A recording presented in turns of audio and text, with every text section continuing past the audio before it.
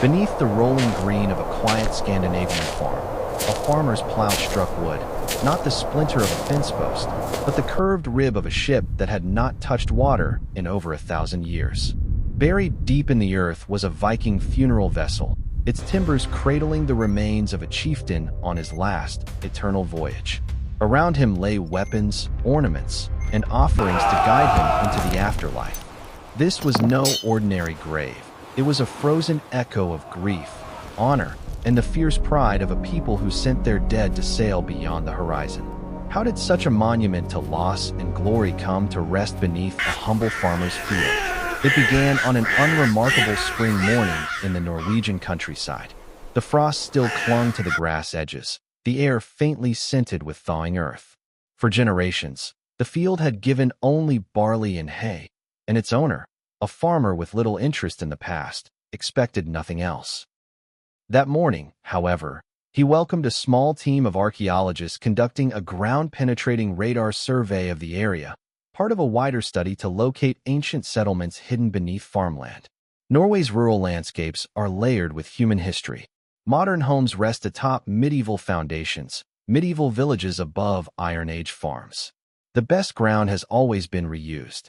This field, however ordinary it seemed, was about to reveal its own layer of the past.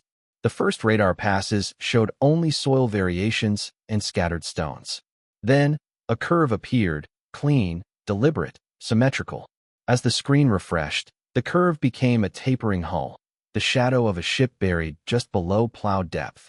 Its timbers had long since rotted, but the imprint remained, a perfect phantom preserved in the subsoil. Measurements confirmed it was no fishing craft. Nearly 20 meters in length, its proportions matched those of high-status Viking ships. Vessels reserved for the powerful and the honored dead. Such finds are extraordinarily rare. To detect one intact in the ground was a discovery of national importance. Word spread quickly. Experts from the University of Oslo and the Museum of Cultural History joined the project. Permissions, funding, and site security were arranged. For now, the ship would remain buried, shielded from looters and erosion until excavation could begin. The farmer's quiet field became, almost overnight, a guarded archaeological treasure. Ship burials were the grandest funerary honors of the Viking Age. The dead were laid in a vessel with weapons, tools, jewelry, and sometimes sacrificed animals or servants, symbolically setting sail for the afterlife. These burials were not only religious ceremonies but political statements, reinforcing the status of the deceased and those who arranged the funeral. The Oseberg and Gokstad ships had taught archaeologists how rich and symbolic such graves could be. And this new find promised to join their ranks. Radar hinted at possible grave goods, circular anomalies that might be shield bosses, faint rectangular outlines suggestive of a burial chamber. But without excavation, all remained speculation. The ship might be untouched, or it might have been looted centuries ago. Grave robbing was common even in the Viking Age, when rivals sometimes destroyed tombs to diminish the memory of the dead. The decision was made to wait. Excavation is a one-time act. Done hastily, it risks destroying fragile evidence. Better tools and methods might emerge in the coming years. For now, the burial was safe beneath its blanket of earth. The land gave no sign of its secret. Crows circled above, wind rippled the grass, and the farmer carried on with his work. Yet at night, he would walk the edge of the field, imagining the day when the ship was first laid in its trench. He pictured the mound that once covered it, now worn away by centuries. And the people gathered to send off their leader, warrior, or ruler on a final voyage. Archaeologists envisioned the burial process, the ship hauled from a fjord, dragged overland, lowered into a prepared trench. The body, or bodies, placed amid treasures and offerings. The hull covered with a mound of soil, standing high for all to see. Over time, the mound would erode until it blended into the land, the ship sinking deeper into the past with each passing century. Every member of the research team carried the image of the radar scan, the perfect outline of the phantom ship, in their minds. It was a promise of stories yet untold, of a life or lives whose deeds had earned this honor. The farmer, too, came to see his land differently. Beneath the barley and grass lay not only soil, but a voyage frozen in time, waiting to be uncovered. To understand the significance of the ship beneath the farmer's field, one must step back into the world that built it, the Viking Age, a period stretching roughly from the late 8th to the mid-11th century. It was an age of expansion, exploration, and relentless ambition. From the fjords of Norway, longships cut through icy waters toward the British Isles, the rivers of Rus, and as far as the markets of Constantinople. The Viking identity was shaped by the sea, and so too was their concept of life, death, and the journey beyond. Ships were central to Norse culture, not merely as tools of trade and war, but as symbols of power and status. A chieftain's ship was the embodiment of his reach, across waters, across kingdoms, across generations. When a leader died, the decision to bury him or her in a ship was not made lightly. It was an act that declared, "Here lies one who commanded the waves and the respect of their people." The Oseberg ship burial, discovered in 1904, had revealed the staggering wealth and artistry such ceremonies could entail. 2 women of high rank laid to rest with carved sledges, woven tapestries, exotic textiles, and animals sacrificed for their journey. The Gokstad ship, found in 1880, told of a powerful man interred with weapons, gaming boards, and fine horses. These discoveries had given archaeologists a template for interpreting Viking burial ships, yet each find carried its own mysteries. The newly discovered ship beneath the barley field seemed to belong to the same tradition. Its size suggested a person of extraordinary importance, possibly a local ruler or a figure whose influence stretched far beyond the region. In the Viking world, leadership was as much about diplomacy and trade as about warfare.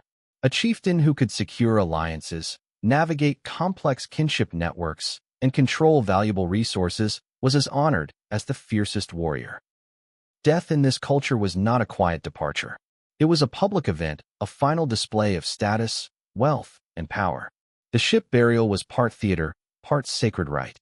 The dead were placed aboard with goods meant to accompany them to the afterlife: weapons for protection, tools for survival, jewelry for status, and animals for companionship and service. The burial mound became a visible landmark, a reminder to all who passed of the life and legacy beneath it.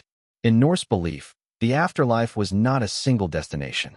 A warrior slain in battle might be taken to Valhalla, the great hall of Odin, or to Folkvangr, the realm of the goddess Freya. Others might journey to Hel, a place not of eternal torment, but of quiet rest, ruled by the goddess Hel. A ship burial did not guarantee a particular afterlife. Rather, it provided the means for the journey, equipping the deceased for whatever awaited them beyond death's horizon. The burial itself was a monumental task. A ship of this size would have been constructed using thousands of hours of skilled labor. Oak timbers shaped and joined with iron rivets, the hull designed for both speed and stability. Moving such a vessel from the water to its final resting place required coordinated manpower, wooden rollers, and sheer determination. Once in position, the ship was set into a trench, the burial chamber arranged, and the mound built high above it. Over time, many of these mounds were eroded by wind, rain, and the plow. Others were deliberately flattened as new settlements grew. The ship beneath the farmer's field had escaped destruction, its outline preserved only because the land remained under cultivation rather than development. That preservation was an accident of history, a quiet miracle in a country where countless ancient sites had been lost. For archaeologists, the find offered more than the promise of treasures. It was an opportunity to understand the social and political landscape of the Viking Age in this region. Was this ship part of a larger burial ground? Did it mark the center of a power base, perhaps the seat of a petty kingdom? The placement of a burial could reveal trade routes, clan territories, and shifting alliances. Even without excavation, researchers could glean clues from the surrounding landscape. A nearby ridge might have once been a watchpoint over a fjord. A cluster of place names could hint at ancient settlements or cult sites. Soil samples could contain traces of pollen and seeds, revealing what plants grew in the area at the time of burial, and whether flowers, herbs, or ritual offerings had been placed with the dead. The ship's construction style, once fully studied, might tell of influences from other regions. Vikings were not isolated. They borrowed techniques from the British Isles, the Franks, and even the Arabs, whose craftsmanship they encountered along their trade routes. A rivet type, a plank joint, or the curve of a keel could speak of distant connections, of a world knitted together by sea and ambition. For the people of the Viking Age, the ship burial was not merely an act of remembrance, it was a statement to the living. The mound over the ship stood as a declaration of power, warning rivals and inspiring loyalty. In death, the chieftain's presence still anchored the community. The living could point to the mound and say, "Here lies our leader," binding past and present in shared identity. As the modern archaeologists studied their radar images, they were aware of walking in the footsteps of those who had performed the original burial. They knew that every decision, from the placement of the ship to the choice of grave goods, had been deliberate. And they knew that, when the day came to uncover the ship, they would be opening a conversation across a millennium, piecing together a life from fragments left in the soil. The farmer, listening to their theories, began to imagine the land as it had been 1,000 years ago, the ship on its rollers, the crowd gathered in solemn witness, the chants and songs carried on the wind. He saw in his mind's eye the closing of the burial chamber, the first spadefuls of earth falling onto the deck, the mound rising under the labor of many hands. And then, silence, for centuries, until the hum of modern machinery revealed what the earth had hidden so well. The discovery of the ship's outline had transformed a quiet corner of farmland into a place of national significance. Yet for all the excitement, the find presented an immediate challenge: how to protect it. The ship lay only 1.5 meters beneath the surface, shallow enough to be reached by a determined looter with a shovel. Every day it remained in the ground.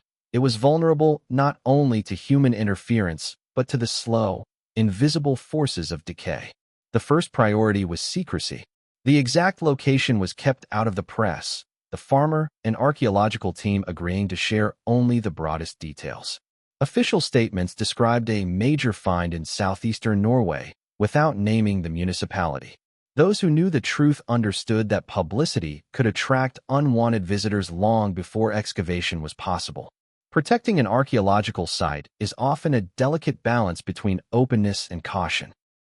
Public engagement can foster pride and financial support, but exposure too soon can invite damage. In this case, the team decided that patience and silence would serve the ship best. The farmer's field became a discreetly monitored zone, with occasional visits from local police and heritage authorities to ensure no one disturbed the ground. The second priority was to assess the ship's condition. Ground-penetrating radar could outline the hull, but it could not reveal the state of the wood. After centuries underground, oak timbers often survive only as stains in the soil, their organic matter long dissolved. In some cases, waterlogged soil preserves wood in astonishing detail. In others, fungal decay leaves little behind. A small, carefully dug test trench near the edge of the ship's outline offered a sample. What it revealed was both promising and urgent. Fragments of timber remained, but they were fragile, softened by time and moisture. Such timbers could not be exposed without immediate conservation measures. Once wood that has been preserved in an oxygen-poor environment meets air, it can warp, crack, and crumble within days. Specialized treatments, often involving months or years of chemical stabilization, are essential to preserving shape and structure. The Oseberg ship had undergone such processes in the early 20th century, but modern conservation methods are far more advanced and far more expensive. Funding became the next concern. A full excavation of a burial ship is not a small undertaking. It requires archaeologists, conservators, surveyors, engineers, and support staff, as well as storage and laboratory facilities for the finds. The Norwegian Directorate for Cultural Heritage began discussions with museums and universities, weighing the costs against the scientific value and urgency of the dig. Ship burials of this scale are rare enough to justify the expense, but budgets for heritage work are always strained. Meanwhile, the farmer found himself in an unexpected role, guardian of a 1,000-year-old tomb. His routines changed subtly. He watched for unfamiliar cars on the road, strangers in the fields. He no longer plowed as deeply in the section where the ship lay. The field was still his livelihood, but it had become something more, a responsibility he could neither fully share nor entirely set aside. The archaeologists visited regularly, not to dig, but to monitor. They walked the field with GPS units, mapping the exact position of anomalies detected by radar. Soil samples were taken from surrounding areas to build a picture of the ancient landscape. Some samples contained microscopic traces of charcoal, suggesting fires had once burned nearby, perhaps ritual fires associated with the burial or hearths from a settlement. The team also studied historical records and local oral traditions. Place names, old maps, and medieval chronicles sometimes preserve clues to ancient activity. A hill or meadow might carry a name linked to ships, kings, or burial mounds. In this case, while no written records mentioned a great burial here, a nearby hamlet bore a name that could be traced to Old Norse roots meaning ridge of the chieftain. Whether coincidence or faint echo of memory, it added another thread to the tapestry of the site's mystery. Technology offered other ways to probe without disturbing the ground. Magnetometry, electrical resistivity, and drone-based photogrammetry mapped subtle variations in soil density and magnetic fields, sometimes revealing features invisible even to radar. These surveys hinted at additional structures near the ship, possible smaller graves, boundary markers, or remnants of a mound's retaining walls. If confirmed, they would suggest the burial was part of a larger ceremonial complex, not an isolated tomb. All the while, the question of who lay inside remained. The size of the ship implied wealth and power, but the identity of the deceased was hidden. Without excavation, the mystery only grew. Some on the team speculated about a local ruler whose influence rivaled that of known historical figures. Others suggested a prominent woman, perhaps a queen or religious leader, given the precedent of the Oseberg burial. The decision to excavate would not be made lightly. Once the burial was opened, the clock would start on conservation. Every artifact, every fragment of wood, every bone would require careful handling and protection. The ship would have to be dismantled plank by plank in controlled conditions, each piece documented before removal. Reconstruction in a museum could take years. For now, the burial rested, undisturbed. Winter came, covering the field in snow, the frozen ground sealing the ship beneath a deeper layer of stillness. The farmer looked out over the wide expanse and wondered what the next year would bring, and whether he would live to see the ship emerge into daylight. The archaeologists knew the value of time. The burial had lain untouched for over a millennium. Another year, even another decade, would not erase it. But they also knew that soil chemistry and groundwater levels can change quickly, accelerating decay. In the end, the ship's fate would depend on a balance between caution and necessity, and on the willingness of those who controlled the land, the funds, and the expertise to act. The ship was waiting. Its planks might be fragile, its grave goods corroded, its occupant long turned to dust. Yet the burial's true power lay in its story, one not yet told, lying silently beneath the field. For now it slept.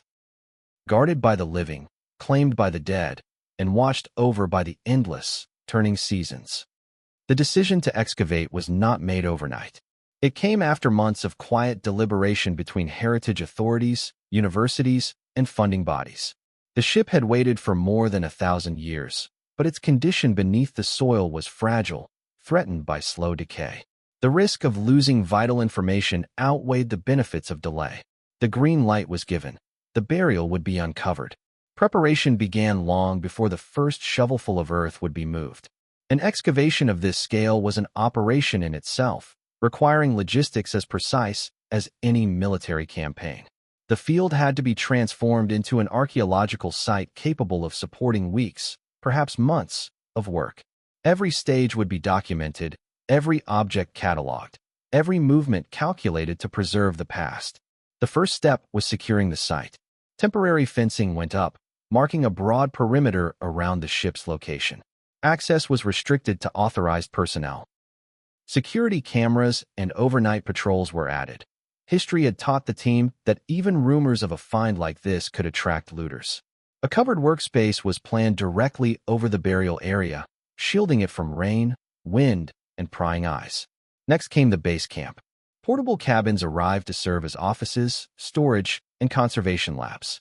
Large water tanks were installed to provide controlled moisture for artifacts once they emerged from the ground. a necessary measure for waterlogged wood that would deteriorate if allowed to dry too quickly. Power generators hummed in the background, feeding electricity to lights, tools, and computers. Specialists began arriving in waves. Archaeologists trained in Viking ship construction, osteologists skilled in reading human and animal remains, conservators capable of stabilizing fragile wood and corroded metal, soil scientists who could read the faint chemical signatures left by decay. Photographers and drone operators joined them, ready to capture every stage in high-resolution imagery. Even a small team of experimental archaeologists was invited, their expertise in ancient woodworking invaluable for interpreting the ship's construction. Before digging began, the burial was scanned again with the latest geophysical equipment. The results confirmed the ship's dimensions and hinted at internal features: a rectangular burial chamber toward the stern, possible clusters of objects along the central axis, and faint arcs suggesting shields once hung along the rails. The team now had a working map, a guide to where they might expect the most significant finds. Planning sessions were intense. The ship would not simply be exposed from above. Instead, excavation would proceed in careful layers, each stratum peeled away like pages in a book. Soil would be removed in thin, measured slices, sifted for even the smallest fragments.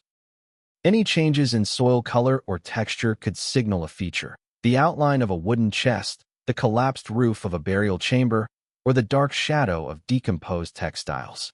Conservation strategy was critical. Waterlogged wood requires constant moisture until it can be treated.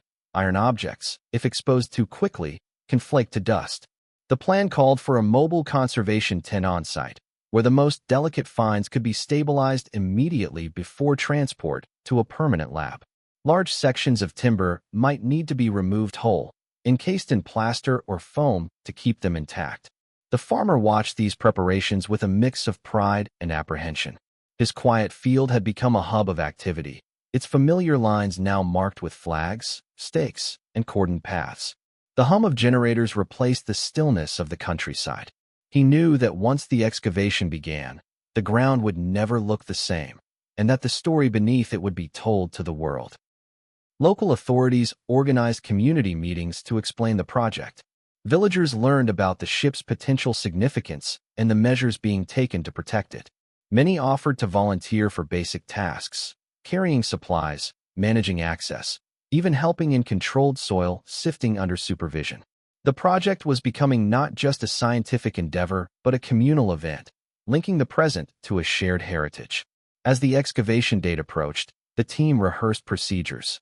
What if the burial chamber collapsed when exposed? What if human remains were found in extraordinary preservation? How would they respond to a sudden storm or to groundwater seeping into the trench? Contingency plans were drawn for every possibility. The goal was simple: nothing would be left to chance. In the final days before work began, the site took on an air of quiet anticipation. The protective tent over the ship area stood ready, its fabric walls fluttering in the wind. Tools were laid out in neat rows: trowels, brushes, buckets, sieves, measuring tapes. Recording equipment was calibrated, cameras mounted, and data systems tested. On the morning of the first dig, the team gathered just inside the perimeter. The lead archaeologist addressed them, reminding all that this was a unique moment in their careers. They were about to touch the remains of a world that had lain unseen for more than a millennium. Every movement of their hands would carry the weight of that responsibility. As the first layer of turf was lifted, the field began to give up its secret, a secret now entrusted to those who would uncover it with skill, patience, and respect. The excavation began under the cover of the great protective tent, a barrier against both the weather and the curious eyes of the outside world. Inside, the air was cool and still, carrying the faint scent of damp earth. Artificial lights cast a steady glow over the field, now stripped of its grass and topsoil, revealing the dark brown expanse where history slept. The team worked methodically. Trowels shaved away thin layers of soil, each scrape exposing subtle differences in color and texture. Every bucket of earth was carried to a sifting station, where volunteers searched for bone, metal, and even tiny glass beads that might have rolled unnoticed from a burial garment. The rhythm was unhurried, deliberate. In archaeology, Haste is the enemy.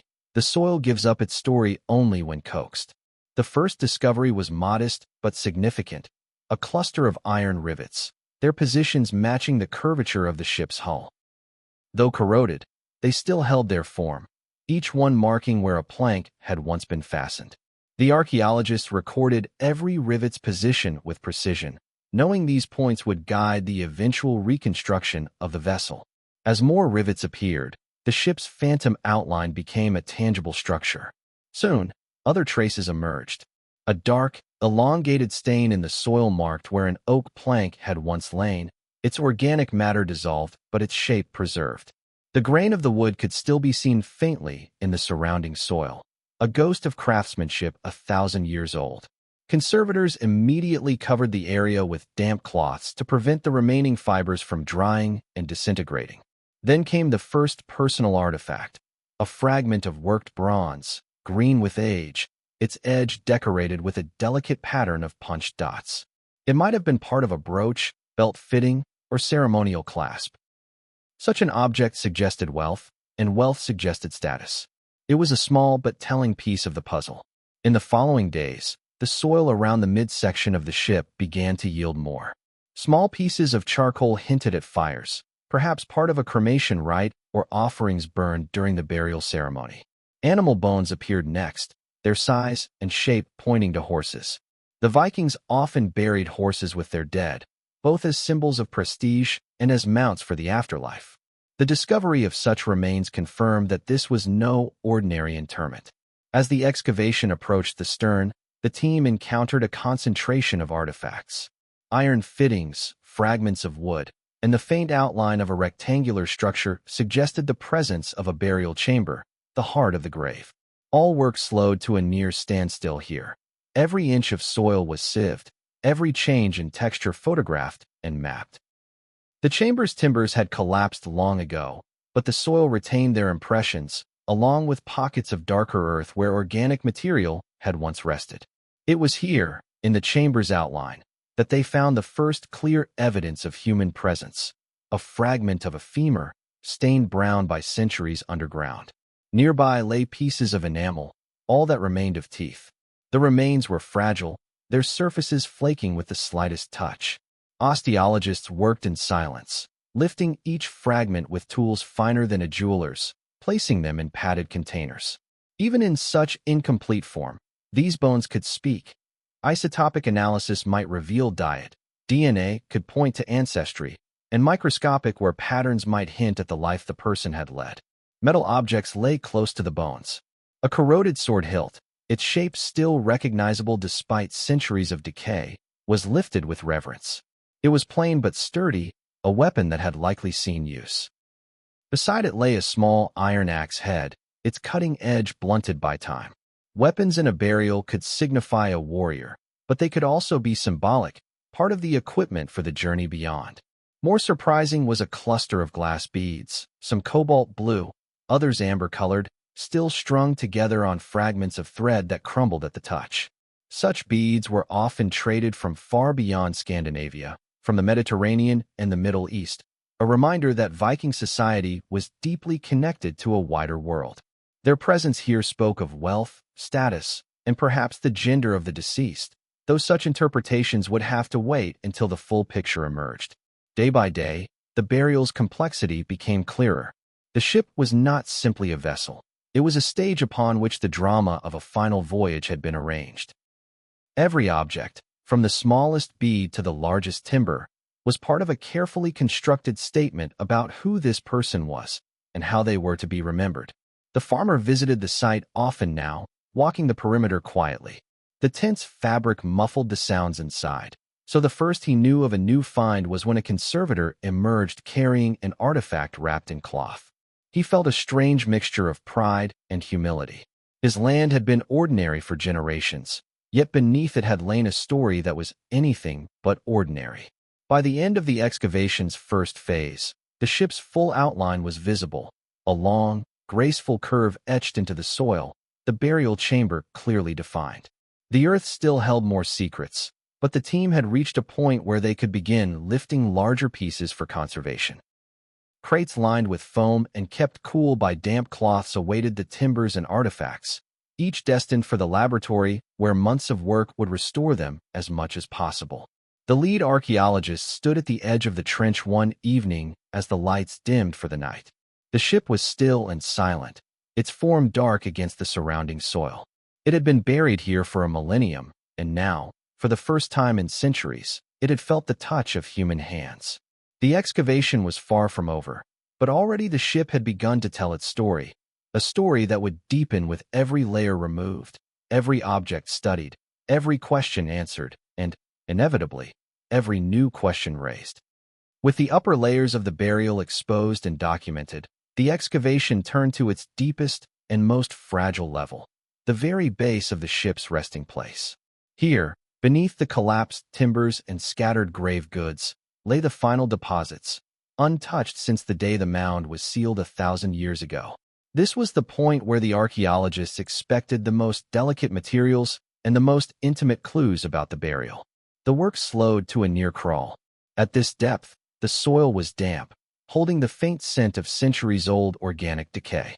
Every trowel stroke revealed subtle traces, a smear of darker earth that might be decomposed leather, a faint green halo marking where bronze had lain, or the brittle shimmer of textile fibers barely clinging to the soil.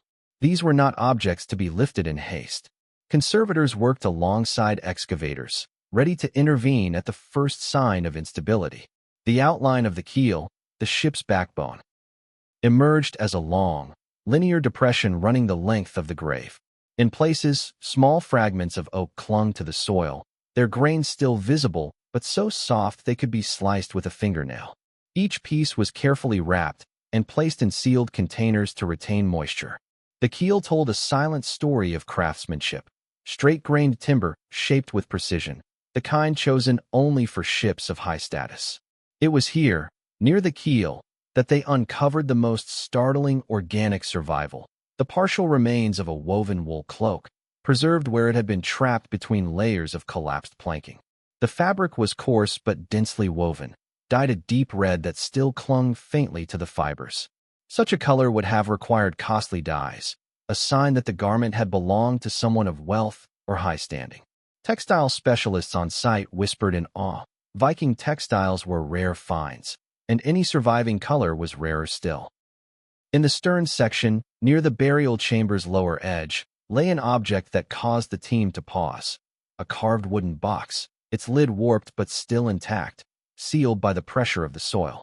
The wood was waterlogged, its surface softened, but faint incised patterns were visible, interlocking knotwork designs that seemed to shimmer in the lamplight. The box was lifted whole, encased in a foam-lined crate for transport to the conservation lab, where it could be opened under controlled conditions. Whatever it contained might have been placed there deliberately as part of the burial ritual, perhaps jewelry, coins, or ritual objects meant to accompany the dead. At the bow, a cluster of stones puzzled the team. They were not local to the area, their composition suggesting origins from a distant fjord. Arranged in a tight pattern, they may have served as ballast, but their deliberate placement hinted at symbolic significance. In some Norse traditions, stones from a person's homeland were placed in their grave as a tangible link to their roots. Among the soil samples taken from the deepest layers, archaeobotanists began finding tiny seeds and pollen grains.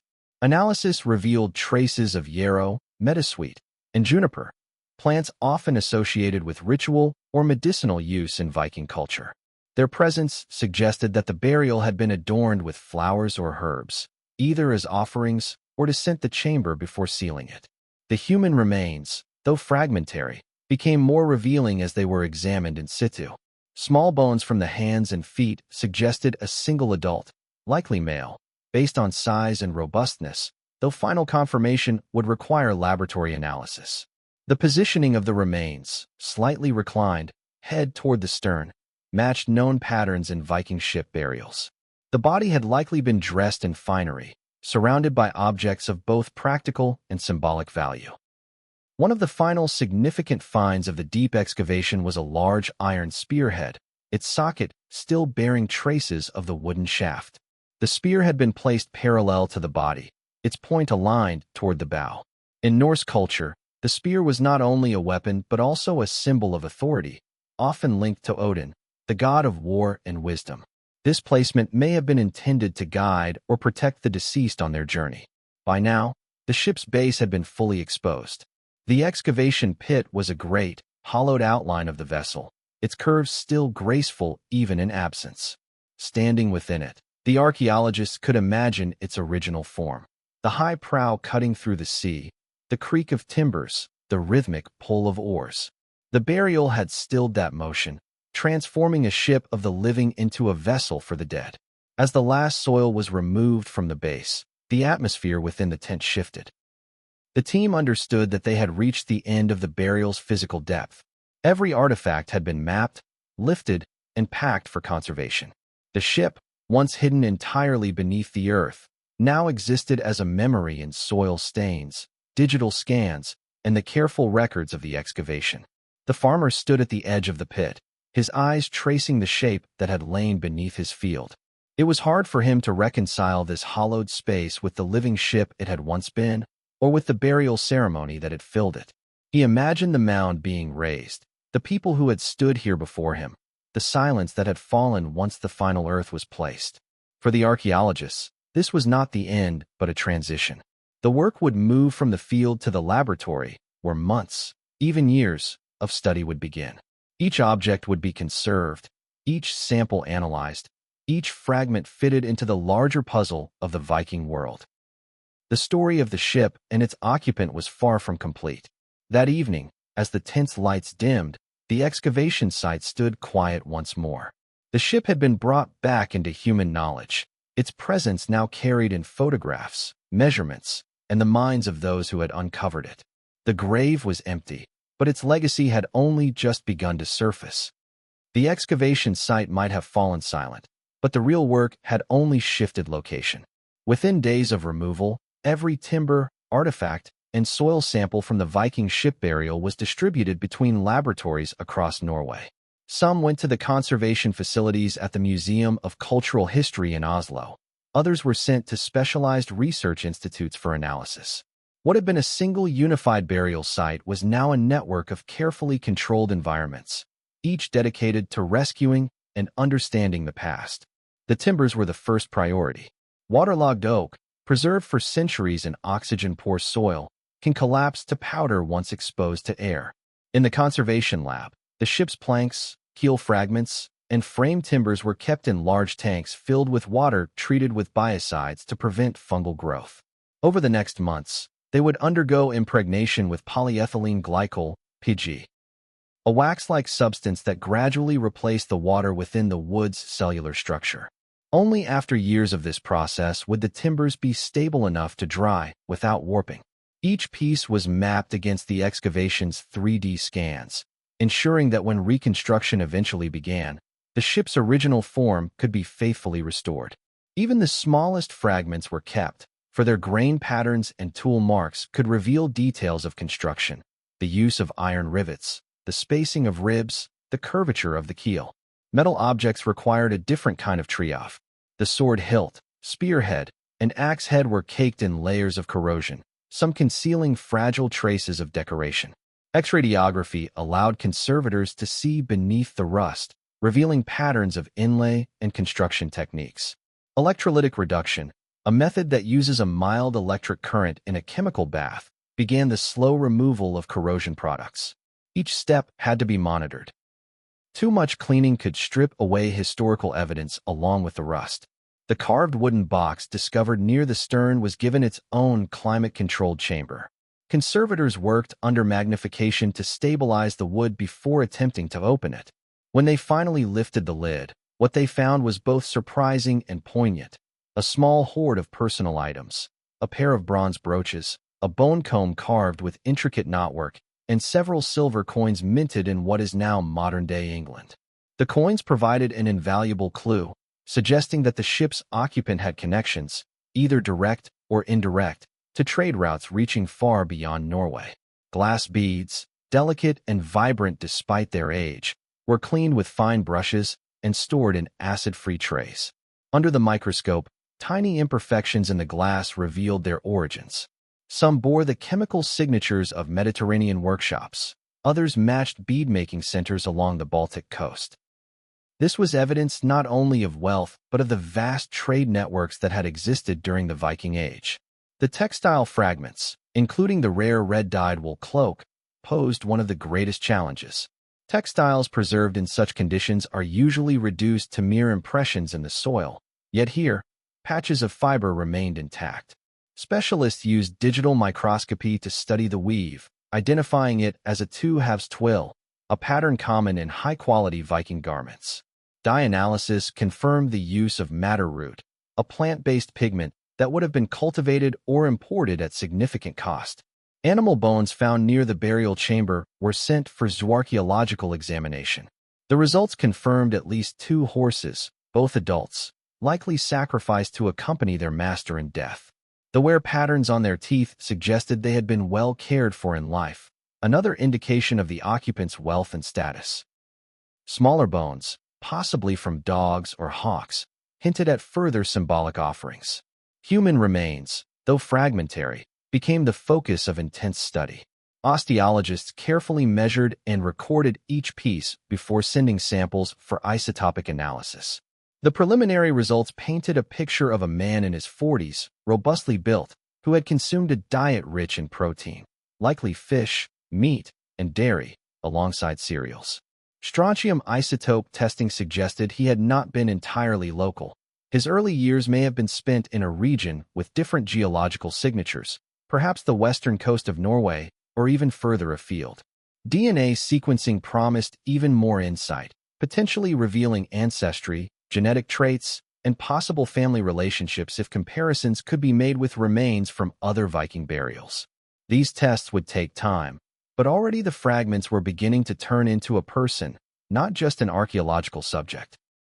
While the labs worked, the excavation's digital data was processed into an interactive 3D model of the site.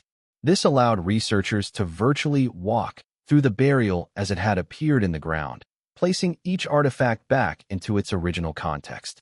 Such models would later be invaluable for exhibitions, allowing the public to experience the excavation without disturbing the original site.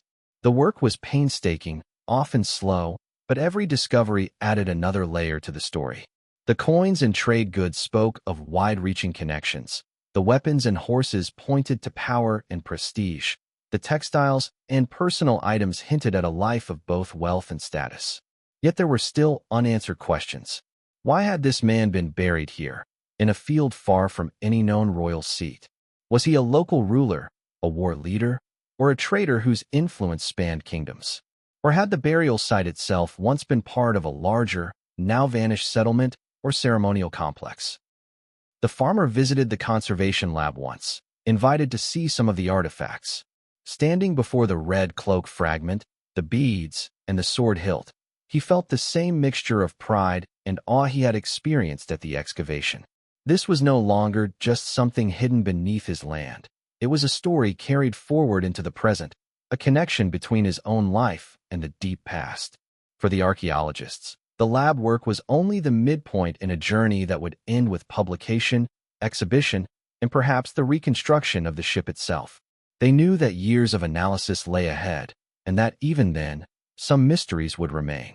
But they also knew they had brought something extraordinary back into the light, and that their duty was to ensure it would survive for generations to come. As the first wave of conservation stabilized the ship's timbers and grave goods, the focus among the scholarly community shifted from what had been found to who it might represent. The physical evidence was rich, but interpretation required more than laboratory analysis. It demanded the weaving together of archaeology, history, and informed imagination. And as often happens when experts tread into the realm of speculation, debate quickly flared. The initial consensus was that the burial belonged to a man of considerable status. The presence of weapons, 2 sacrificed horses, and the scale of the ship pointed toward a warrior or chieftain. Yet the absence of elaborate weapon decoration, the simplicity of the sword and axe, and the inclusion of trade goods complicated this picture. Some argued that he might have been a high-ranking merchant or diplomat rather than a battle-hardened warlord. Others looked to the textiles and personal items for clues. The red wool cloak, the fine glass beads, and the carved bone comb suggested refinement, even vanity, characteristics often emphasized in elite burials regardless of gender. The Oseberg ship burial had famously contained 2 women, one of whom was likely a queen or religious leader. Could the occupant of this ship have been female? The fragmentary skeletal remains made sex determination difficult. DNA analysis would be decisive, but those results were still months away. A third school of thought focused on the coins from England. Minted during the reign of Athelred II, they placed the burial's date in the late 10th or early 11th century, a time when Viking raids on England had evolved into political negotiations, tribute payments, and even settlements. The occupant could have been a figure directly involved in such affairs, a commander in the service of a Norwegian king, or a go-between who traveled between courts and coasts, part warrior, part emissary. Then there was the question of location. The ship was buried far inland, in a farming valley, not on a prominent coastal mound where passing ships could see it. This was unusual for burials of such scale. Some suggested that the site might once have been a political center, perhaps marked by wooden halls or assembly grounds that had long since vanished. Others proposed that it could have been a personal estate, the burial placed here to assert territorial ownership and connect the dead to his descendants' land. A more symbolic interpretation came from scholars of Norse religion. The alignment of the ship's bow toward a distant mountain peak, visible from the burial site, was unlikely to be coincidence. In Norse cosmology, mountains could serve as sacred markers, and their alignment with graves was sometimes deliberate. Could this have been a spiritual orientation, meant to guide the dead toward a particular realm of the afterlife? As theories multiplied, so did points of contention. Some historians warned against over-interpreting the artifacts. A sword, they argued, did not necessarily make its owner a warrior, just as a set of scales found in other burials did not always indicate a merchant. Objects could be symbolic, gifts, or even heirlooms passed down from earlier generations. Without clear inscriptions or written records, certainty was elusive. Still, patterns emerged when the burial was compared to other ship graves across Scandinavia. The size of the vessel placed it among the largest known. The combination of weapons, horses, and imported goods suggested someone who straddled multiple roles, a leader with both martial and diplomatic authority.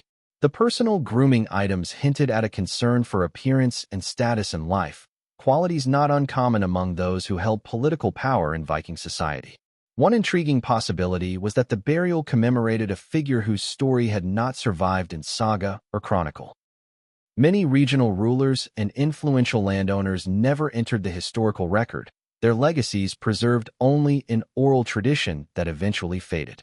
If so, this ship could be one of the last tangible traces of a life otherwise lost to history. Public interest in the burial surged as fragments of information reached the media. The farmer's field became the subject of documentaries in development, speculative articles, and even fictional retellings. Heritage authorities worked to temper expectations, emphasizing that definitive answers might never be found. But the mystery only deepened the fascination, and debates spilled into public forums and online discussions. In academic circles, the question of identity became part of a larger conversation about Viking society itself. Was this burial an exception to the norm, or evidence that the norms were more fluid than previously thought? Ship burials were rare by the 11th century, suggesting that the person honored here was either deeply conservative, clinging to older traditions, or so exceptional that older traditions were revived for him or her. Some researchers suggested that the burial could have been intended as a political statement. By reviving the grandeur of earlier Viking funerals at a time when Christian influence was growing in Norway, the organizers may have been asserting loyalty to the old gods and the old ways. The herbs and flowers found in the soil, juniper, yarrow, meadowsweet, were all associated with pagan rituals. If correct, the burial might represent one of the last great pagan ship burials in the region. Yet even this theory met resistance. Christian burials of the early medieval period sometimes incorporated older customs, either as a concession to local traditions or as a means of blending identities. Without overtly pagan symbols, such as carved runestones or explicit grave goods for Valhalla, it was impossible to be certain. The disagreements did not diminish the shared sense of awe among the scholars. Whether chieftain, trader, warrior, or diplomat, the person buried beneath the farmer's field had commanded immense respect in life and death. The ship itself was a monument not just to an individual, but to a way of life that was vanishing even as it was being honored. In the end, all agreed on one point. The answers would come, if they came at all, from the painstaking analysis still underway in the labs. Until then, the burial remained what it had been for a millennium, a story half told, inviting both curiosity and caution. Months after the excavation had ended and the ship's remains were secured in conservation labs, the first major breakthrough arrived from a quiet, climate-controlled room in Oslo. It came not from the timber, the weapons, or the coins, but from something far smaller and more fragile, the degraded fragments of bone and tooth enamel recovered from the burial chamber. In a secure lab where gloves, masks, and sterile tools were the norm, geneticists had been carefully coaxing ancient DNA from the skeletal remains. Ancient DNA extraction is a delicate process. Contamination from modern human touch can overwhelm the faint genetic signal left in bones a millennium old. The lab team worked in isolation, removing microscopic samples from within the densest parts of the femur and molar enamel. Over weeks, they sequenced fragments of the genome, aligning them against known reference populations. The data was patchy at first, riddled with gaps, as is often the case with ancient material. But slowly, the profile began to take shape. The results were striking. The individual was male, standing approximately 178 centimeters tall in life, with a robust build. His genetic markers suggested ancestry primarily from Western Norway, but with notable admixture from the British Isles. This was not unexpected. Centuries of raiding, trading, and settlement had blended Norse and Celtic bloodlines, but it raised new questions. Had the man's mother or grandmother been from across the sea? Was his life shaped by kinship ties on both sides of the North Atlantic? Isotopic analysis added further detail. Ratios of strontium and oxygen isotopes in his teeth indicated that he had not grown up in the valley where he was buried. His early years were spent in a coastal region rich in marine influence, possibly along the fjords of western Norway, before moving inland sometime in adulthood. Nitrogen isotopes from his bone collagen revealed a diet high in marine protein, suggesting that even far from the coast, he maintained access to fish and other sea resources, a privilege in inland areas and a mark of status. Perhaps most intriguingly, the DNA evidence hinted at a distant link to individuals buried in Viking cemeteries in Orkney and Dublin. While this could not confirm direct familial relations, it supported the idea that the man had been part of an elite network spanning multiple regions, a man who might have commanded ships, forged alliances, and moved between power centers. For some scholars, these findings reinforced the theory of a political leader, perhaps a petty king or regional lord whose authority rested on both maritime power and inland control.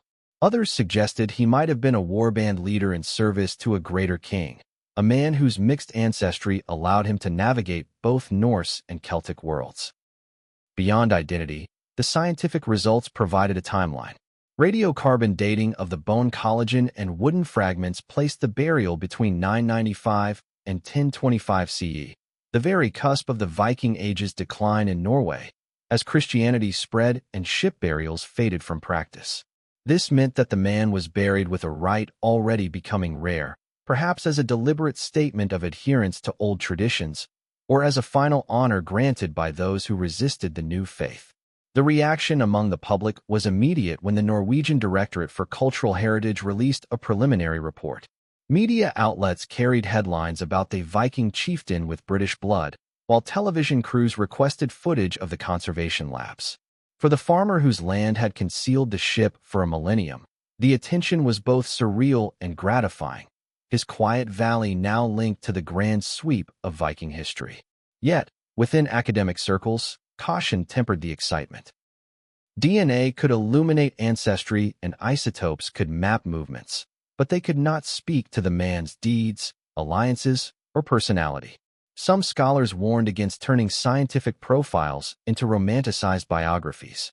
Still, even the most conservative voices admitted that the data provided a tangible framework for understanding who this man might have been.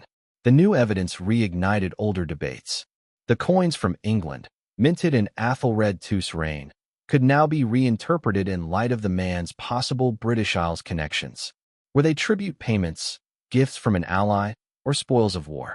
The presence of horses and high-quality textiles pointed to a man whose wealth came from more than simple raiding, perhaps trade, landholding, or political service to a king. There were even whispers among the more imaginative historians that the burial could belong to a figure mentioned briefly in Icelandic sagas. A man known for negotiating peace between rival clans and traveling extensively between Norway and the British Isles. The sagas, of course, were not contemporary records, and such connections remained speculative at best. Still, the idea captured the public's imagination, giving journalists and documentarians another thread to weave into their narratives. The museum in Oslo, already the custodian of the Oseberg and Gokstad ships, announced plans for a future exhibition that would feature the reconstructed hull of this newly discovered vessel alongside its conserved artifacts.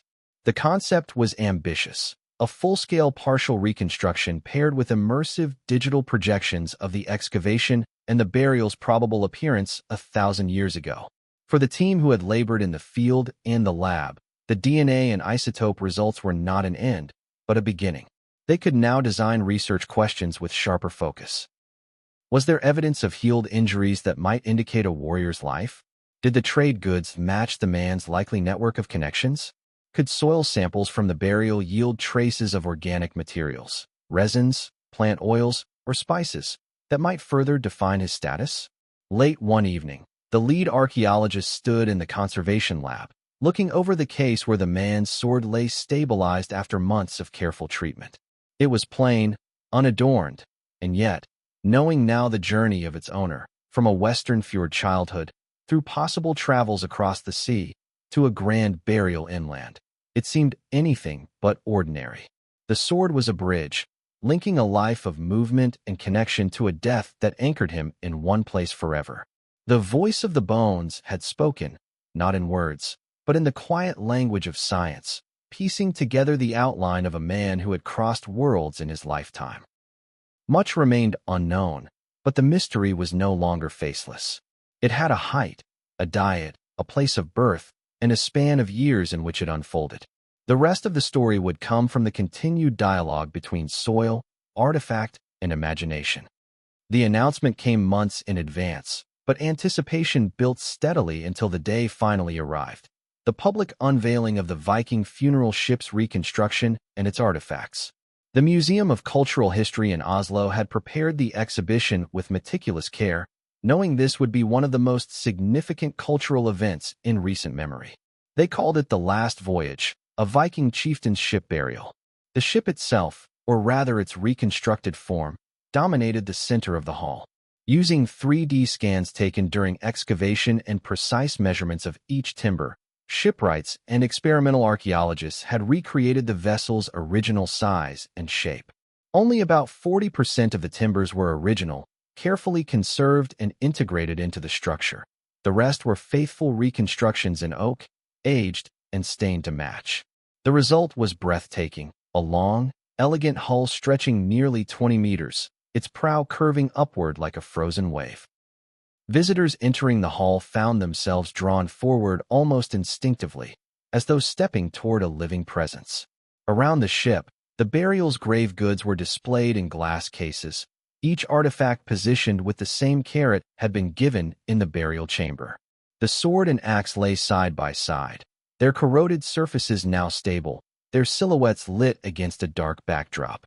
Nearby, the carved wooden box sat open to reveal the bronze brooches, the bone comb, and the silver coins from Athelred II's England. Each object had its own story card, explaining its purpose, origin, and the conservation process that had saved it from disintegration. The red wool cloak, or what remained of it, occupied a case of its own. Specialists had painstakingly cleaned, stabilized, and mounted the surviving fragments on a neutral textile backing, allowing visitors to see the weave and the faint blush of its original dye. For textile historians, it was one of the exhibition's crown jewels. For the public, it was a tangible link to the man himself, a reminder that beneath the armor and power there had been a human being with taste, wealth, and perhaps vanity. The horses' remains were represented by a partial reconstruction of skeletons, posed as they might have been placed in the grave. Interpretive panels explain the symbolic importance of horses in Viking burials, not only as prestige animals, but as mounts for the afterlife. The glass beads, arranged in their original strand pattern, glimmered under soft lighting, their colors hinting at journeys that had carried them from the Mediterranean or Baltic coasts to a grave in inland Norway. The museum had also recreated the burial chamber in a side gallery. Here, visitors stepped into a dimly lit space designed to evoke the moment before the mound was sealed. The ship's hull half buried in earth, the body laid out, the grave goods arrayed around it. Subtle sound design, the muffled thud of spades, the low murmur of voices in Old Norse, added a haunting realism. Many who entered lingered in silence, as if reluctant to break the spell. When the exhibition opened, the crowd was as diverse as the history it represented. Archaeologists mingled with local families, foreign tourists with schoolchildren clutching notebooks. The farmer whose field had concealed the ship stood quietly to one side, watching as visitors leaned in to read labels, pointed out details, and whispered their amazement. A journalist approached him for comment, but he waved them off with a smile. He seemed content simply to see the ship return to the light. For the scientific team, the day was both a celebration and a responsibility. Public exhibitions are a bridge between scholarship and society, a way of ensuring that discoveries do not remain locked in academic journals. Yet they also risk oversimplifying complex findings. Curators worked hard to present multiple interpretations of the burial, emphasizing where evidence was strong and where uncertainty remained. Panels included excerpts from scholarly debates, showing that history is not a fixed story but a conversation across time. The reaction from the public was immediate and emotional. Visitors spoke of pride in Norway's heritage, fascination with the Viking Age, and awe at the craftsmanship of both ancient and modern hands. Some lingered for hours, circling the ship again and again. Others found themselves unexpectedly moved, especially in the reconstructed burial chamber, where the intimacy of death and memory seemed to transcend the millennium between past and present. Media coverage was extensive. Newspapers ran photo spreads of the ship's prow, silhouetted against the museum's high windows. Television crews captured close-ups of the coins, the beads, the cloak. International outlets framed the story as a reminder of the Vikings' complexity. Not only raiders, but traders, rulers, and storytellers. The exhibition's title, The Last Voyage, appeared on billboards and in online ads, drawing visitors from across Scandinavia and beyond. The museum also embraced digital access, launching an online 3D tour of the ship and artifacts. For those unable to visit in person, it offered the next best thing: the ability to examine the rivets, wood grain, and even microscopic details of the beads. Teachers incorporated the resource into classrooms, and amateur historians dissected every image in online forums, reviving debates about the man's identity and role. For the archaeologists, the exhibition was not the end of their work. Behind the scenes, analysis continued: DNA comparisons, trade network mapping, experimental reconstruction of the ship's sailing capabilities. Yet the public display marked a turning point, the moment when the burial ceased to be only an academic subject and became part of the shared cultural memory. On the exhibition's opening night, the lead archaeologist gave a short address. Standing beside the ship, she spoke not of conquest or legend, but of connection. "This man lived 1,000 years ago," she said, "but he walked the same earth, breathed the same air, and saw the same sky we do. His ship carried him on many voyages in life, and now it carries his story to us. In honoring him, we also honor the generations who came before, and the stories still waiting beneath our feet." As the crowd applauded, the lights shifted subtly, casting the ship's prow into sharper relief. It seemed, for a heartbeat, as though the vessel were poised to move forward again, cutting through the centuries toward an unseen horizon. Long after the opening night, when the museum lights dimmed and the first surge of visitors gave way to a steady flow, the impact of the Viking funeral ship's discovery continued to spread outward, like the widening circles of a stone dropped into still water. What had begun as an unassuming patch of farmland was now a touchstone for scholars, a point of pride for a community, and a catalyst for reshaping how the world imagined the Viking Age. In academic circles, the burial became a reference point. Conferences that once centered on the Oseberg and Gokstad ships now included sessions devoted entirely to the inland chieftain's ship. Specialists in maritime archaeology debated the significance of burying such a large vessel far from the coast. Historians re-examined the political geography of early 11th century Norway, questioning whether inland regions had been more deeply integrated into maritime power networks than previously assumed. The find also pushed technological boundaries. The excavation's combination of ground-penetrating radar, high-resolution photogrammetry, and 3D modeling was hailed as a model for future digs. Other countries began adopting similar pre-excavation mapping strategies, recognizing the dual value of preserving a digital record and guiding delicate fieldwork. Graduate students from across Europe requested internships with the Oslo Museum's conservation team, eager to learn the techniques that had stabilized the ship's timbers and preserved its fragile textiles. Locally, the burial's discovery became part of the community's identity. The small town nearest the site embraced its unexpected fame, hosting an annual Last Voyage festival with historical reenactments, lectures, and craft demonstrations. Local artisans produced replicas of the glass beads and carved combs, sold in markets alongside traditional foods. School children visited the museum each year, tracing the ship's curved outline in the air and telling visiting friends, "It came from our valley." The farmer, once hesitant about the attention, found himself a reluctant figure of interest.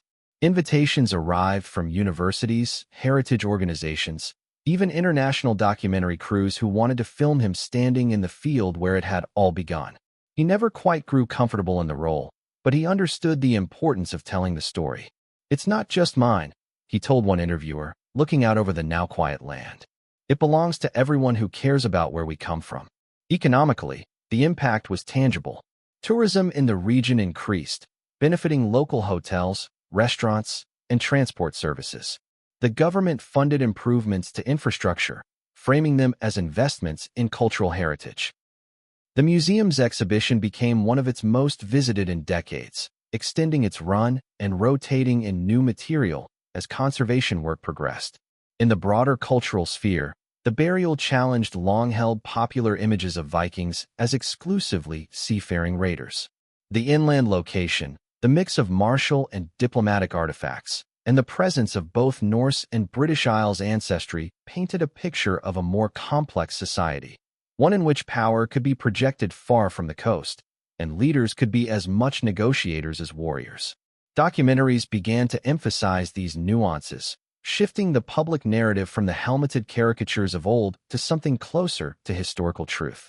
The scholarly debates sparked by the burial showed no sign of quieting. New isotope studies on the horses suggested they, too, had come from outside the valley, possibly from the coastal regions where the man had spent his youth. Analysis of microfossils in the burial soil revealed traces of imported grains, adding yet another layer to the story of trade and exchange. Each revelation invited new questions. Was this man's inland burial a retirement to ancestral land, or a strategic political statement, binding coastal and inland communities through his death as much as through his life? There were even diplomatic ripples.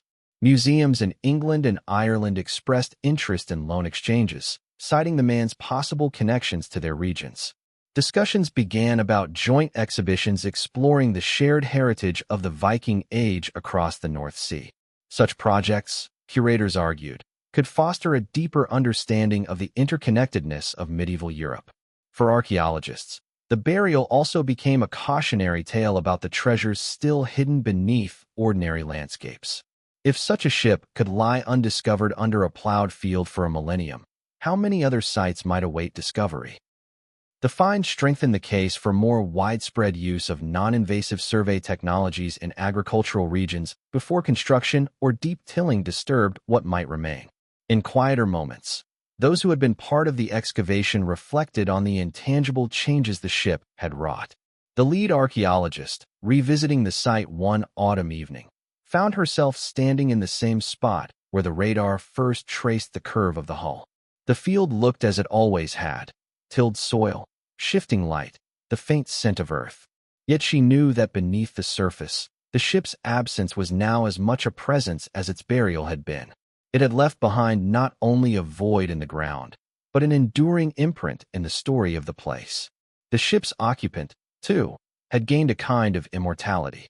Though his name was lost, his story, pieced together from wood grain, metal, and bone, had reached across centuries to touch millions. He had been pulled from the anonymity of the soil into the shared memory of a nation, his last voyage, now continuing in the minds of those who had walked alongside his vessel in the museum halls. Heritage officials often spoke of the find as a reminder that history is not just something studied in archives or displayed in glass cases, but something still buried in the landscapes we live in. "We think we know our ground," one said at a conference, "but beneath every footstep there may be a chapter waiting to be read." In this way, the burial had become more than an archaeological triumph. It was a lens through which to see continuity, between past and present, between the known and the still hidden. The ship might have carried its occupant into the afterlife, but in its rediscovery, it had also carried the living into a deeper awareness of their own place in time. Chapter 12, Shadows That Remain. Years passed, but the burial beneath the farmer's field refused to yield all its secrets. The ship's timbers had been conserved, its artifacts catalogued, its DNA sequences analyzed. The man's stature, ancestry, and approximate age were known. His burial had been reconstructed in public imagination.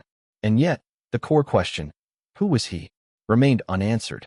The most persistent mystery lay in the decision to bury him inland. Archaeologists had uncovered no definitive evidence of a settlement complex large enough to match the grandeur of the burial.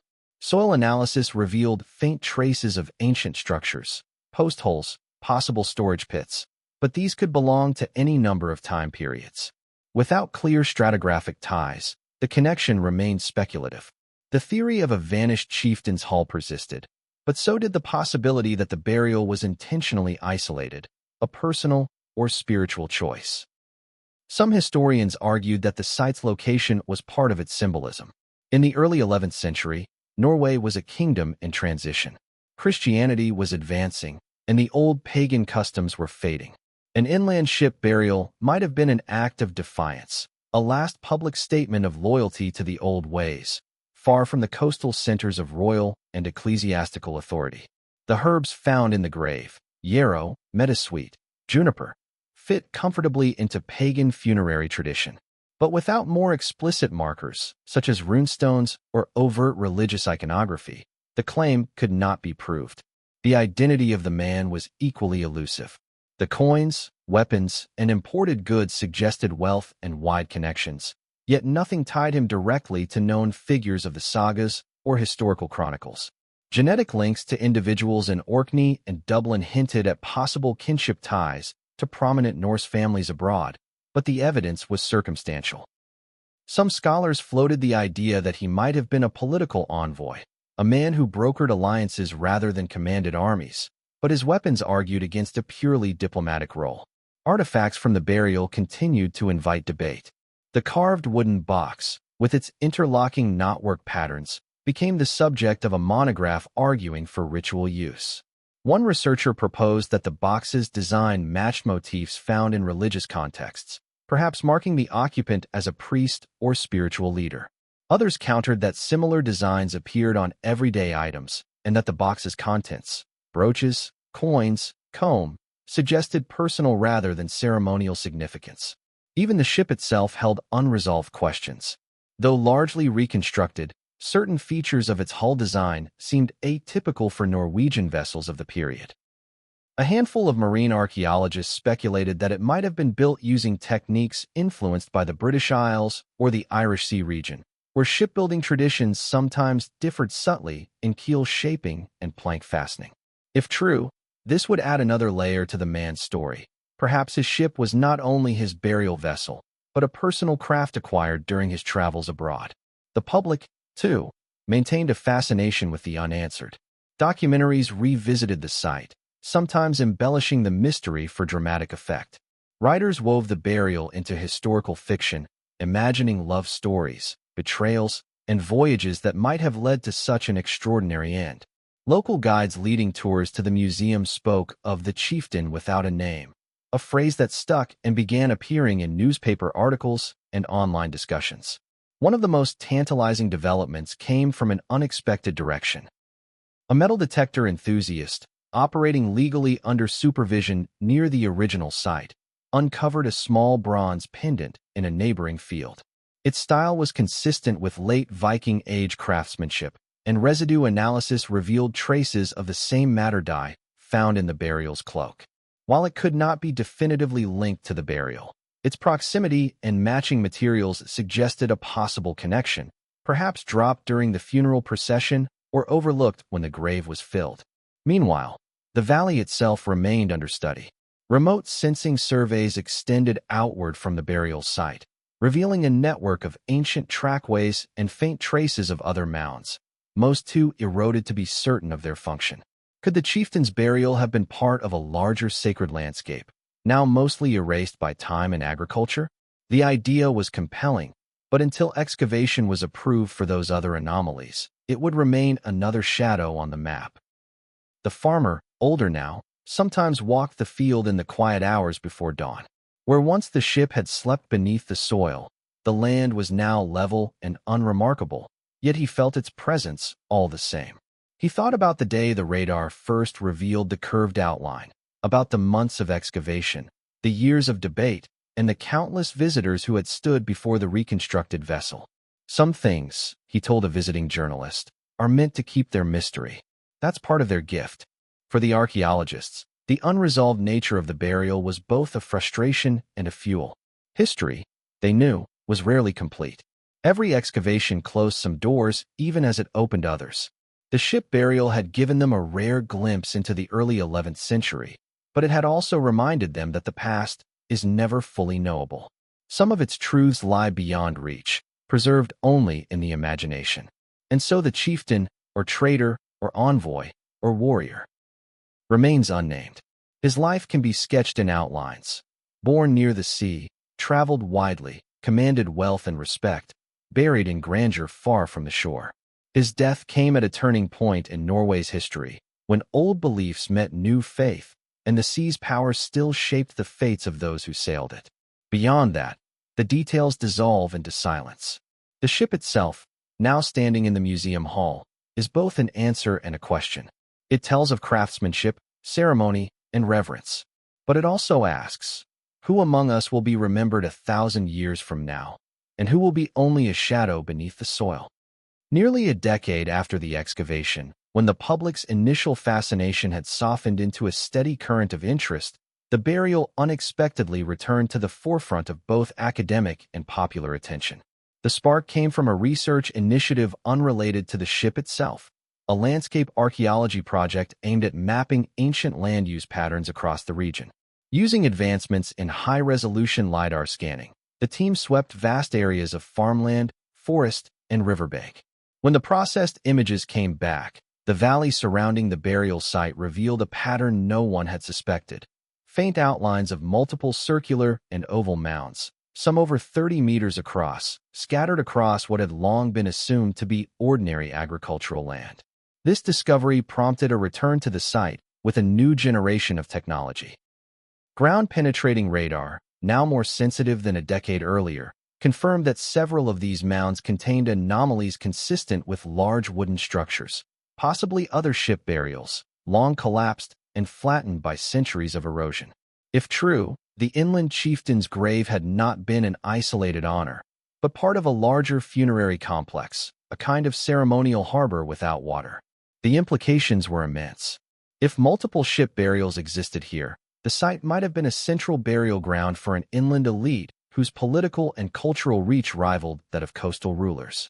The presence of such a complex would challenge long-held assumptions that Viking-age inland power was subordinate to the maritime chieftains of the fjords. Instead, it suggested a parallel aristocracy, equally capable of commanding the resources, craftsmanship, and ceremonial grandeur associated with ship burials. As excitement grew, Small test excavations were approved for one of the newly identified mounds. The results stunned even the most cautious members of the team. Beneath a thin layer of plow soil lay the rusted outlines of iron rivets in a curved formation, matching the size and profile of a ship only slightly smaller than the chieftain's vessel. Though most of the timber had decayed entirely, soil stains preserved the ghostly imprint of its hull. Within what would have been the burial chamber, archaeologists found fragments of finely worked silver, part of a necklace or ornament, and the remains of a wooden chest filled with gaming pieces carved from walrus ivory. Dating confirmed that this burial was slightly earlier than the chieftain's, perhaps by a generation or two. This raised tantalizing possibilities. Was the chieftain related to the earlier occupant? Could this have been a family or dynastic burial ground? The location now seemed less like a solitary resting place and more like an ancestral statement, a declaration carved into the earth over decades. Further soil analysis around the original chieftain's grave revealed something previously overlooked, a thin, intermittent line of compacted earth leading from the burial mound area toward a nearby ridge. On that ridge, magnetometry picked up traces of large post holes, the possible remains of a ceremonial hall. Though little remained above ground, the pattern matched known layouts of Viking Age assembly or feasting halls. If confirmed, it would suggest that the burial site was integrated into a broader ceremonial landscape, where the living gathered to honor the dead, reaffirm political alliances, and perform seasonal rites. This new wave of discoveries reinvigorated debates about the chieftain's identity. If he was buried within an elite complex, then his role may have been greater than previously thought. Not just a regional leader, but perhaps the head of a confederation of inland territories. His burial, placed at the edge of the complex and oriented toward the mountain, might have been both a political and spiritual anchor, uniting his people under the shadow of his ship for generations. Yet the new findings also deepened the mystery. No inscriptions, no personal marks, no definitive identifiers had emerged. Even in a landscape now known to be rich with high-status burials, the chieftain remained nameless. Some scholars began to wonder whether this anonymity was deliberate. In Norse tradition, fame was preserved through memory and speech, but certain forms of commemoration, especially for figures associated with sacred or taboo roles, could be intentionally veiled. Perhaps his name had been spoken only in ritual, never carved in stone, meant to fade from common knowledge while his resting place endured. Public response to the revelations was swift. Media dubbed the valley Norway's inland ship graveyard, and tourism surged once more. The museum's exhibition was updated to include a large-scale floor map showing the newly discovered mounds in relation to the chieftain's burial, inviting visitors to imagine the once bustling ceremonial center that had vanished beneath centuries of soil. The farmer, now well into his 70s, stood at the edge of the field during a press visit. When asked how it felt to know his land was part of something so much larger than anyone had guessed, he smiled and said, "It means the story isn't over." It never was. Academically, the burial complex forced a rethinking of Viking Age inland dynamics. Coastal power had long dominated historical narratives, but here was proof of inland communities capable of marshaling the same resources, building the same ships, and commanding the same respect in death. It hinted at a political structure more intricate than the simple coast controls inland model that had dominated scholarship for decades. In the years that followed, the inland ship graves became a field school for archaeology students, a place where they could learn both the precision of excavation and the patience of interpretation. Each mound promised its own story, and each story would inevitably reshape the understanding of the chieftain who had first brought attention to the valley. And yet, despite the influx of data, the core of the mystery remained intact. The chieftain's face was still unknown, his voice still unheard. The ship in the museum remained both an artifact and a question mark, a tangible reminder that even in an age of advanced technology, the past retains the power to keep its secrets. The new discoveries did not close the book on the burial, they simply turned a page. Now, instead of a single chapter about one man and his ship, there was a growing saga about a valley, a dynasty, and a network of inland power that had quietly rivaled the great coastal lords of the Viking Age. And somewhere, Beneath the soil of mounds yet unexcavated, more ships, and more names, were waiting. By the time the inland ship burials of the valley were firmly established in the archaeological record, their influence had spread far beyond Norway's borders. What began as a single, unexpected find under a farmer's field had grown into a body of evidence that forced a rethinking of Viking Age history across the academic world. Conferences that once focused almost exclusively on coastal trading hubs, longship warfare, and overseas expansion now dedicated entire sessions to inland power networks. The image of the Viking as purely a seafarer, a figure defined by salt spray and open horizons, began to soften into something more nuanced. In this revised vision, Viking culture was not a single current flowing from the coast outward, but a network of rivers and tributaries, each feeding into and drawing from a shared political and cultural sea. Inland leaders could be as maritime in their reach as their coastal counterparts, drawing wealth and influence from trade, alliances, and control of strategic landscapes. The valley's burials, with their grandeur and imported goods, became the case study for this inland maritime hybrid identity. Global audiences responded with fascination. The museum's exhibition, The Last Voyage, went on tour, traveling to Copenhagen, Dublin, York, and even as far as Washington, D.C. Each stop brought new crowds, eager to stand beside the reconstructed hull, to peer at the red cloak fragments, to imagine the life of the chieftain who had bridged worlds. In Dublin, where the genetic link to the burial had stirred particular interest, lines stretched down the street, and local newspapers framed the exhibit as a reunion, a return of a lost son of the Norse Gaelic world. Television documentaries and streaming platforms seized on the evolving narrative. Productions shifted away from the overplayed imagery of horned helmets and endless raids, opting instead for the subtler drama of diplomacy, kinship, and cultural blending. Dramatized reconstructions showed inland halls filled with envoys from coastal towns, Irish ports, and distant trading centers. The chieftain's burial was often used as a cinematic centerpiece, the culmination of a life spent balancing land and sea, tradition and change. In academia, the find became a testing ground for interdisciplinary collaboration. Geneticists, historians, maritime archaeologists, and environmental scientists pooled resources to map not only the burial complex, but the entire ecosystem of the valley during the early 11th century. Pollen records, ancient river courses, and isotopic traces in animal bones revealed a landscape rich in managed pasture, seasonal feasting grounds, and transport routes. The valley, once thought peripheral, was reframed as a node in a far-reaching network. A place where ships came not by water, but by land, dragged in great processions to be laid to rest.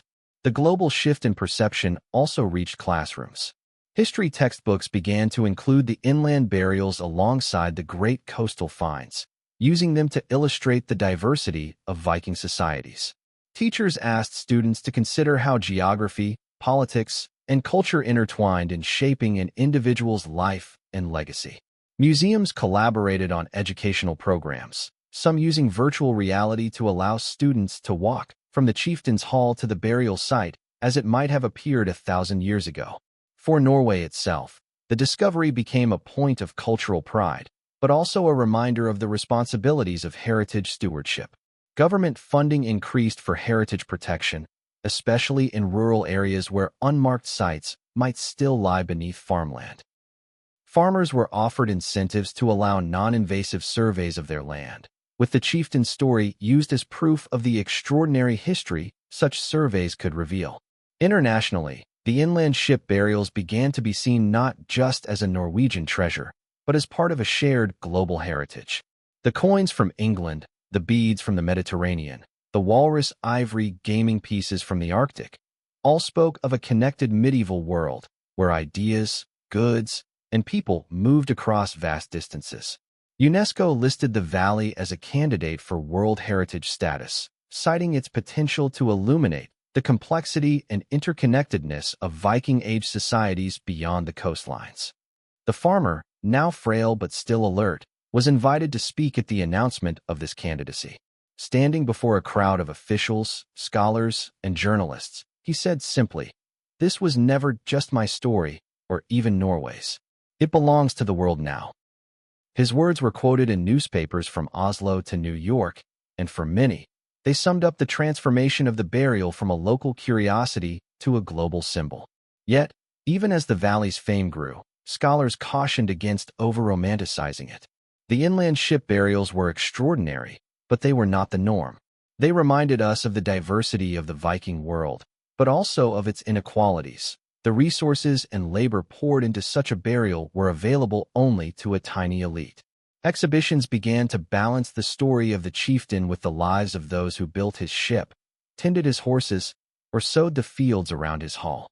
Still, the shift in perception was undeniable. The Viking world was now understood as a tapestry woven from many threads: raiders and traders, coastal kings and inland lords, pagan rituals and Christian influences, local pride and global reach. The chieftain's ship, once a shadow beneath the soil, had become one of those threads, its curve now clearly visible in the broader pattern of history.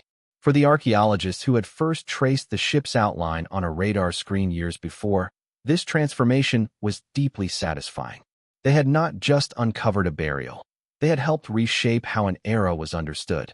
And for all the unanswered questions that remained, about the chieftain's name, his alliances, his final days, there was a sense that the most important truth had been revealed, that the Viking Age was more varied, more connected, and more human than the old myths allowed.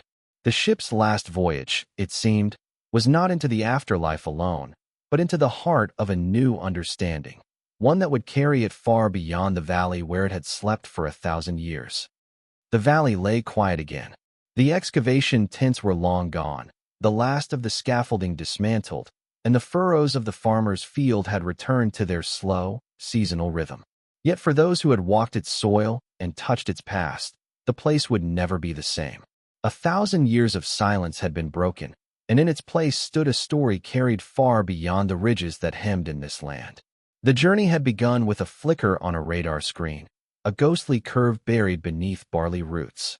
From that faint outline came months of careful digging, the slow unearthing of timbers and rivets, of beads and bones, of a life once lived in the shifting currents of the Viking Age.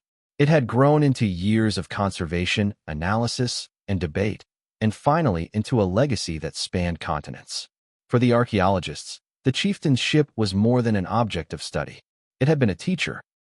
It reminded them that the earth beneath their feet was not inert but alive with memory, that even the most ordinary landscapes might hold extraordinary truths.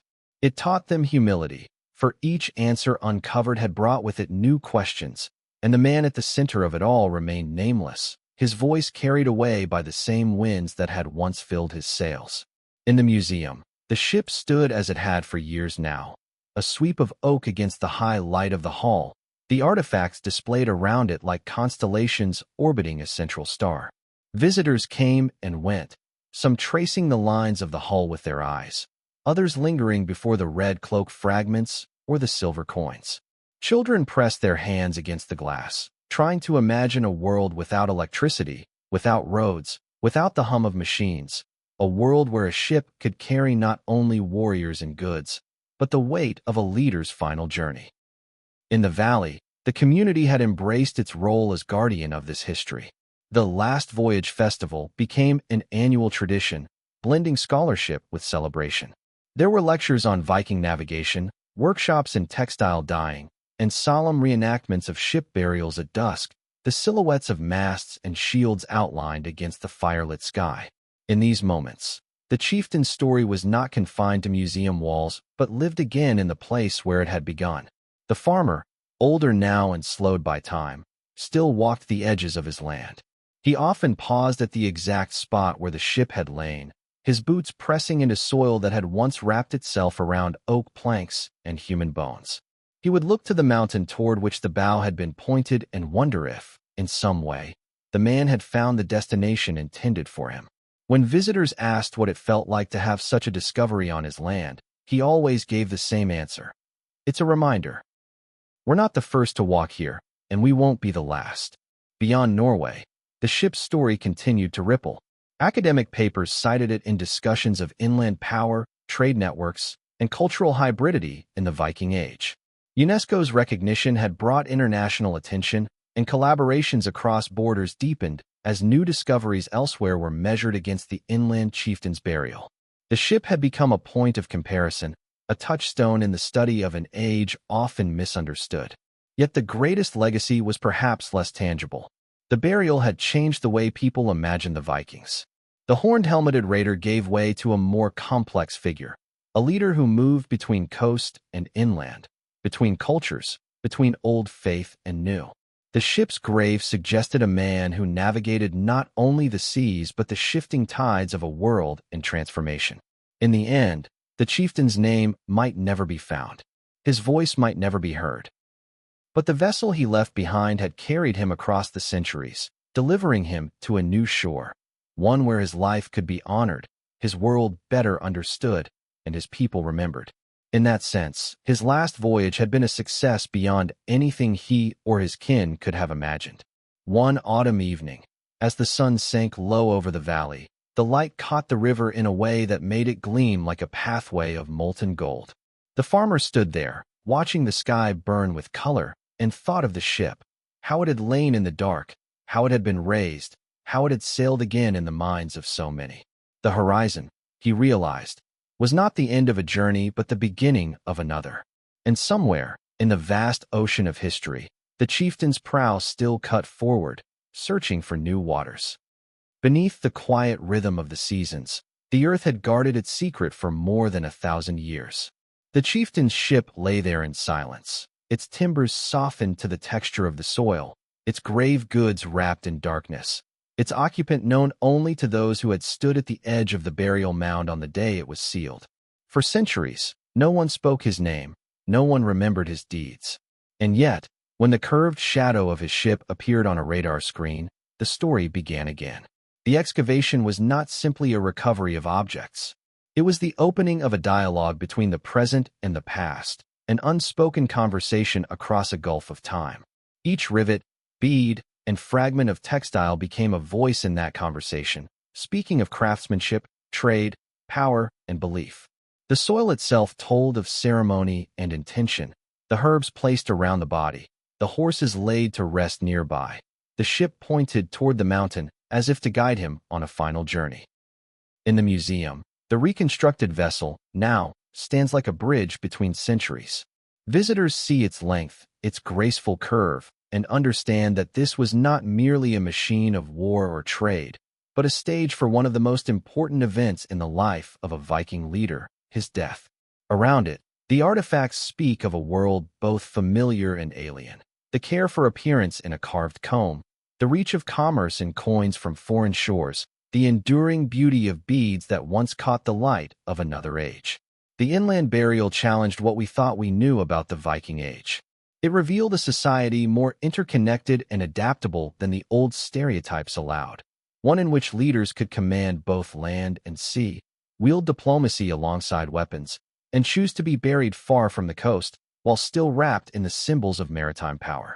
It showed us that history is not fixed in place but expands and shifts when new discoveries surface.